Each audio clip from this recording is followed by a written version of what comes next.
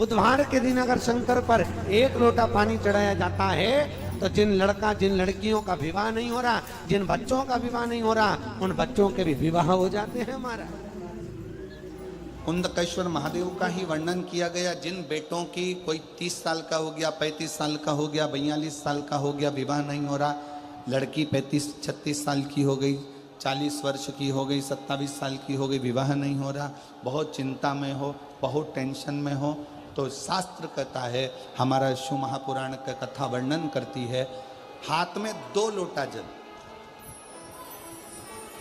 2 लोटे जल लीजिए और दोनों लोटे जल से शंकर भगवान का, जिस लड़का लड़की का विवाह नहीं हो रहा, उसी का हाथ से शिवलिंग पर 2 लोटा जल आधी आधी मात्रा में चढ़ाइए। मतलब थोड़ा थोड़ा जल कुंदकेश्वर महादेव के नाम से चढ़ाइए। वही जल लेकर जाइए और बेलपत्र के वृक्ष के नीचे उसी जल से 7 धार, पेड़ की परिक्रमा करते हुए 7 परिक्रमा उसी जल से, 2 लोटे जल से 7 परिक्रमा कुंदकेश्वर महादेव के नाम से करवा दीजिए। उसका विवाह होकर ही रहेगा, निश्चितता में विवाह।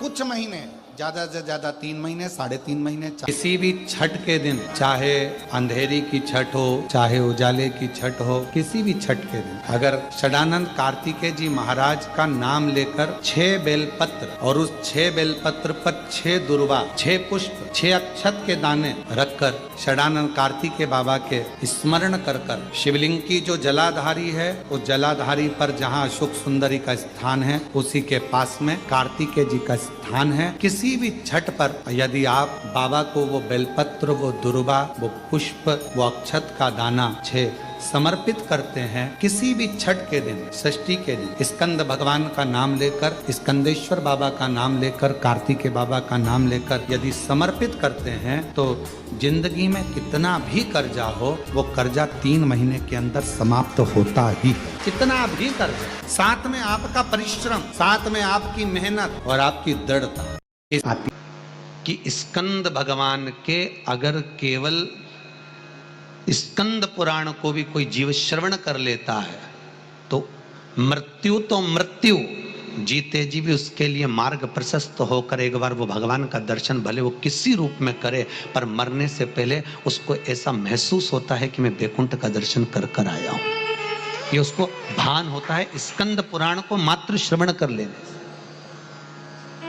मात्र श्रवण। स्कंद भगवान का पूजन करा, भगवान शंकर का शिवलिंग बनाया, शंकर भगवान के गणेश जी को और स्कंद देव को बिठाकर पूजन किया।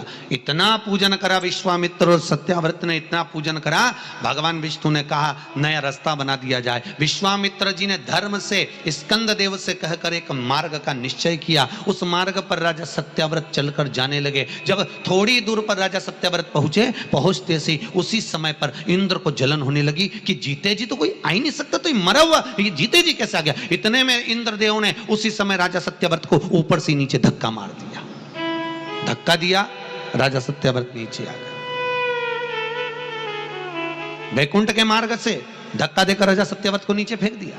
राजा सत्याव्रत ने विश्वामित्र जी से कहा मेरा तप, मेरी साधना और स्कंद देव ने मुझे मार्ग दिया, इसके बाद भी इसने नीचे क्यों फेंका, मैं नहीं जानता, पर तू चिंता मत कर।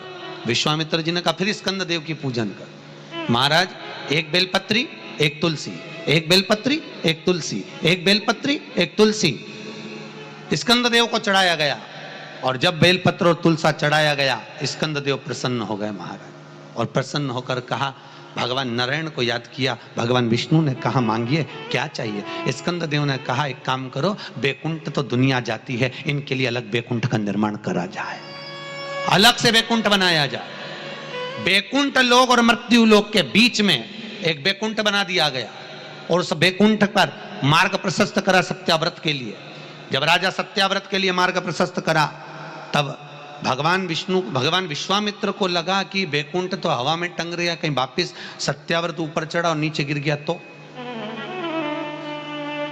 करा क्या जाए। तब भगवान विश्वामित्र जी ने उसी समय पर एक बड़ा सा खंबा ले जाकर उस वैकुंठ में लगाया। खंबे को लगाया, सत्याव्रत ऊपर गया, जाने के बाद जैसे सत्याव्रत ने प्रणाम करा, प्रणाम करते ही बैकुंठ का दर्शन करते ही एक अश्रु उस खंबे पर गिरा। उस खंबे पर गिरते ही वो अश्रु के खंबा स्पर्श होने से नारियल का वृक्ष प्रकट हो गया। भगवान उसी समय माता पार्वती ने कहा, स्कंददेव भले लोग गणेश जी का पूजन करे, प्रथम गिनती में गिने, पर तू हर कलश के ऊपर तू ही विराजमान मिलेगा। और स्कंददेव उस नारियल के रूप में विराजमान हो गए महाराज। उसके लिए बैकुंठ का रास्ता दूसरा बना दिया जाएगा और वो जीते जी बैकुंठ जीते जी। मेरा ये काम नहीं हो रहा, मेरे पास में इतना नहीं है, मेरा बहुत व्यापार कर रहे हैं पर आ ही नहीं रहा, धन कहीं से नहीं आ रहा, बहुत टेंशन में जीवन चल रहा है। तब 7 बेलपत्र लेना है। कितनी बेलपत्र लेना है?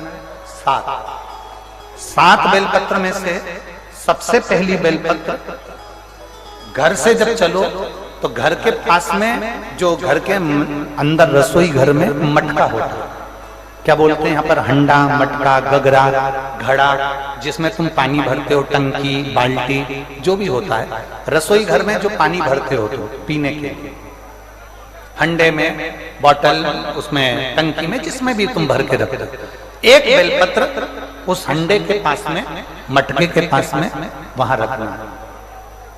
घर से उसी मटके में से पानी लेना है, उसी हंडे में से एक लोटा जल लेना है, उसको लेकर जाना है। एक बेलपत्र वहां रख दी, बची कितनी? 6 बेलपत्र में से चलते चलते एक बेलपत्र पानी लेकर जब जाओ तब एक बेलपत्र बेलपत्री के वृक्ष के नीचे बेलपत्र चढ़ा के उस पर जल चढ़ाना। 6ठी बेलपत्र, जल को पूरा मत चढ़ाना, जल लेकर चढ़ाना। 5वें नंबर की बेलपत्र नंदीश्वर के पास में, जिस नंदी का पांव ऊपर की ओर हो, एक पांव नीचे दबा रहता है, पांव ऊपर वाले पांव के पास में एक बेलपत्र रख देना। 5वें नंबर की बेलपत्र वहां रख दीजिए। 4थे नंबर की बेलपत्र अशोक सुंदरी वाली जगह, हमने कई बार आपको अशोक सुंदरी का स्थान बताया। ये जलाधारी, यहाँ जो बीच में से जल बहता है, बीच में एक मोटी लाइन होती है, अशोक सुंदरी। 4थे नंबर की बेलपत्र यहाँ रख दीजिए, थोड़ा सा जल समर्पित कर दीजिए।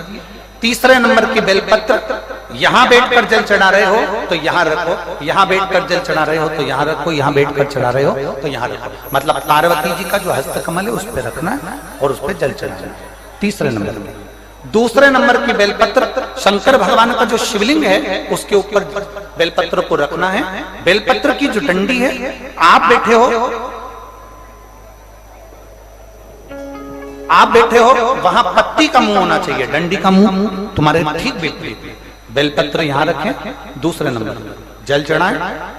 एक बेलपत्र जो 7वें नंबर की है, उस बेलपत्र को जो जलाधारी है, जल चढ़ाने वाली, उस जलाधारी का स्पर्श कराएं और उस बेलपत्र को वापस लेकर उसमें से थोड़ा सा जल उस जलाधारी में डाल दें। उस बेलपत्र को जो 7वें नंबर की बेलपत्र है, उसका स्पर्श केवल जलाधारी को कर बाबा से विनती कर उस बेलपत्र को किसी भी दिन आप अपने घर में लाकर रख लो। 7 बेलपत्र का उपाय, 7 बेलपत्र का उपाय शिव जी का एक आनंद फल प्रदान करना। पहली परिंडे के पास, 2री बेलपत्र के वृक्ष के नीचे, 3री नंदी के यहाँ, 4थी अशोक सुंदरी के यहाँ, 5वीं पार्वती जी के यहाँ, 6ठी भगवान शंकर के ऊपर, 7वीं जलाधारी का स्पर्श कराकर वापस।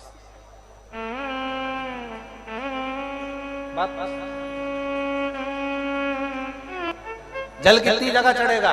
केवल 5 जगह पर। एक बेलपत्री के पेड़ के नीचे, 2रा सुख सुंदरी की जगह, 3रा पार्वती जी की जगह, 4था शिवलिंग के ऊपर और 5वां जो जलाधारी है ऊपर, उस 5 जगह पर एक ही लोटे में से थोड़ा थोड़ा जल वहां चढ़े और बाबा से विनती करना है आपको, बाबा मेरा ये दुख है आप मिटा दें, बाबा मेरा ये कष्ट है समाप्त करना बाबा।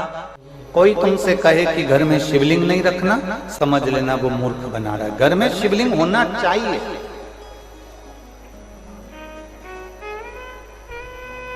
शंकर का शिवलिंग नहीं होता, वहां का जल, भोजन, अग्नि शुद्ध नहीं हो पाता,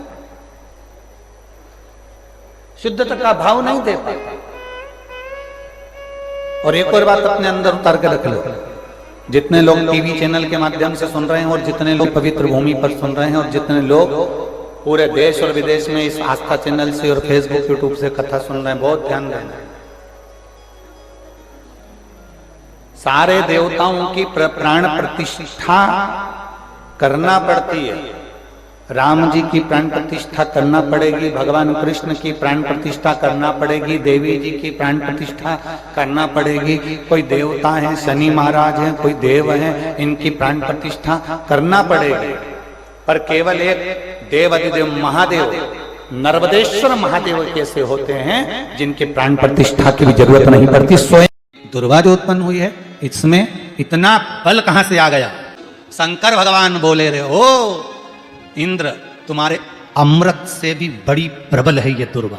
जिस समय पर अमृत का कलश निकला, उस अमृत के कलश को देवता लेकर जा रहे थे, ले जाते राक्षसों से छुड़ाकर सबसे पहले इन्होंने समुद्र के किनारे पर उसको छुपाया। उस जगह पर भगवान विष्णु की जंघा के रोम पड़े थे जिससे दुर्गा उत्पन्न हुई थी। उस दुर्गा पर इस कलश को रखा, रखते ही एक देवता ने उसके उठाकर देखना चाहा तो उसमें से थोड़ा सा भाग अमृत का नीचे गिर गया जो दुर्गा पर पड़ गया। और आगे गए, फिर इसको छुपाया, वहां भी दुर्गा थी। फिर और आगे गए, वहां भी दुर्गा थी। सुनिंद्र, तेर को जो अमृत मिला तूने एक बार में पिया। ब्रह्मा को जो अमृत मिला वो ब्रह्मदेव ने एक बार में पिया। वरुण को जो अमृत मिला वो एक बार में पिया। पर इस दुर्गा को जो अमृत मिला वो 5 बार मिला। इसलिए पंच दुर्गा लेकर तू गणेश के पास जा और उसको दे, क्योंकि ये 5 अमृत के कुंड से भी प्रबल है। ये 5 अमृत के कुंड से भी प्रबल है, लेकर जा तू ये दुर्गा। और इंद्र ने दुर्गा दी, गणेश जी को खिलाई। जैसे खिलाई, गणेश जी के भीतर की जो अग्नि थी वो समाप्त हो गई। तकलीफ किसकी जिंदगी में नहीं आती? भगवान राम के जीवन में भी दुख आया, भगवान कृष्ण के जीवन में भी दुख आया। तकलीफ किसको नहीं आती? सबको। इसीलिए किसी के दुख को देखकर कभी खुश मत हो। जरा सा किसी के ऊपर तकलीफ आई और सब लोग मिलकर चर्चा करने लगे, अच्छा हुआ, अच्छा हुआ, बहुत बढ़िया हुआ, ऐसा तो होना ही था, इसने तो ऐसा करा, अच्छा हुआ। ना ना, किसी को बीमारी आई, कभी मत कहो कि दूसरे को बीमारी आती है ना तो दुनिया के लोग सोचते हैं कर्म का दंड भोग रहा है, और खुद को बीमारी आई, फिर खुद को तकलीफ आई, फिर खुद को कष्ट आया, फिर। इसलिए कभी किसी की जिंदगी में अगर तकलीफ है तो भगवान से प्रार्थना करना, बाबा इसके जीवन में दुख आया है, भले मेरा बेरी है, कष्ट है, मेरे से लड़ता है, पर बाबा दुख समाप्त करना। जब हम सर्वे भवन्तु सुखिनः की कामना करेंगे ना तो सबसे पहले भगवान सुख हमको देगा, सबसे पहले सुख हमें मिलेगा। इत्र की शीशी खोलिए, दूसरे पर इत्र लगाइए, सबसे पहले इत्र की खुशबू किसको आएगी? जम के बोलो, अपने। हमारा हाथ सुगंधित होगा क्योंकि हमने इत्र की शीशी खोली है। पहले सुगंध हमको आएगी, सामने वाले को बाद में, क्योंकि इत्र की शीशी हमने खोली है। हम जब दूसरे के लिए अच्छा बोलना प्रारंभ करेंगे तो सबसे पहले परमात्मा हमारा अच्छा करना प्रारंभ कर देगा। अच्छा, आपकी जिंदगी में कभी जीवन में अगर ऐसा लगे कि बहुत दुख है, बहुत तकलीफ है, बहुत कष्ट है, एक बेलपत्र अपने हाथ में रखो, उल्टे हाथ में, सीधे हाथ से उस बेलपत्र पर अपना हाथ रखिए, नंदीश्वर महादेव का स्मरण करिए, 7 बार श्री शिवाय नमस्तुभ्यम कहिए। फिर उस बेलपत्र को सीधे हाथ में रहकर, जो नंदी शिव जी के मंदिर में है, दोनों सींग है, उस सींग के ठीक पीछे नंदी का उभरा हुआ भाग है, उस भाग पर नंदीश्वर शिवलिंग का स्मरण कर कर बेलपत्र को चढ़ा दो। इस डंडी का भाग पूंछ की ओर होना चाहिए, पत्ते का भाग मुख की ओर हो, और उस बेलपत्र को बाबा के चढ़ाकर कितना भी दुख हो जिंदगी में, कितना भी कष्ट हो, नंदीश्वर महादेव का जब स्मरण आप करने लगते हो तो धीरे धीरे वो दुख कटना प्रारंभ हो जाता है। हमें कहे मेरे महादेव को छल प्रिय नहीं, मेरे महादेव को दिखावा प्रिय नहीं, मेरे महादेव को कुछ भी दिखावा नहीं चाहिए, कुछ नहीं, एकदम साधारण है मेरा महादेव। जितने मंदिर जाओगे उतने मंदिर में तो भोग लगेगा, 56 भोग लगेगा, पर मेरे महादेव को तो 56 भोग भी नहीं लगता, मेरे महादेव को 56 भोग की जरूरत भी नहीं पड़ती, वो तो अलमस्त रहता है। तुमने बेलपत्र दे दी, धतूरा दे दिया, जल चढ़ा दिया, उसके पास पहुंच गए, सुख पा गया।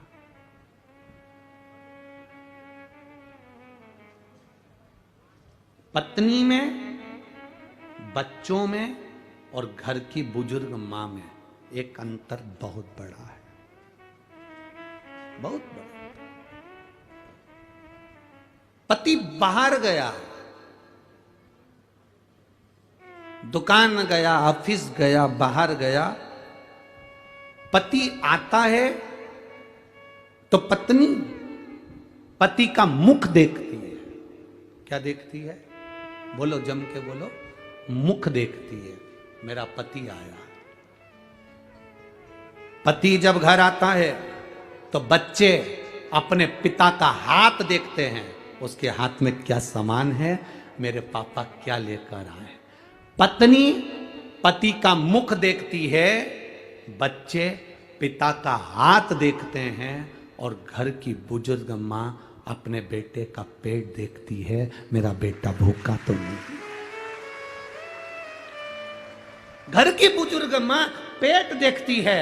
हम दूसरे की बात नहीं कर सकते, पर मेरा महादेव, मेरा शिव, मेरा ओघड़ी, मेरा शंकर, जब तुम जल चढ़ाने जाते हो, जल चढ़ाते समय तुम्हारे हाथ को मेरा महादेव पहचान जाता है, कितनी दुखी है, क्या दुख है, क्या तकलीफ है, क्या कष्ट है, मेरा महादेव जान जाता है। इलाज की शुरुआत हाथ से होती है भाई। होम्योपैथिक हो, आयुर्वेदिक हो, चाहे अंग्रेजी हो, सबकी जांच हाथ से चालू होती है। बोलो सही है कि गलत है? बीपी, शुगर, थायराइड, बुखार, सर्दी, खांसी, जो भी जांचना है बीमारी, डॉक्टर भी हाथ पकड़ेगा, आयुर्वेदिक भी हाथ पकड़ेगा, होम्योपैथिक वाला भी हाथ पकड़ेगा।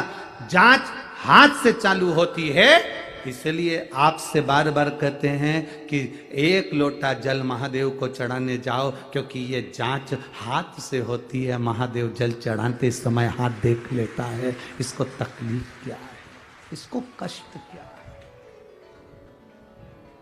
क्या दुख है, इसको वो हाथ से पहचान जाता है।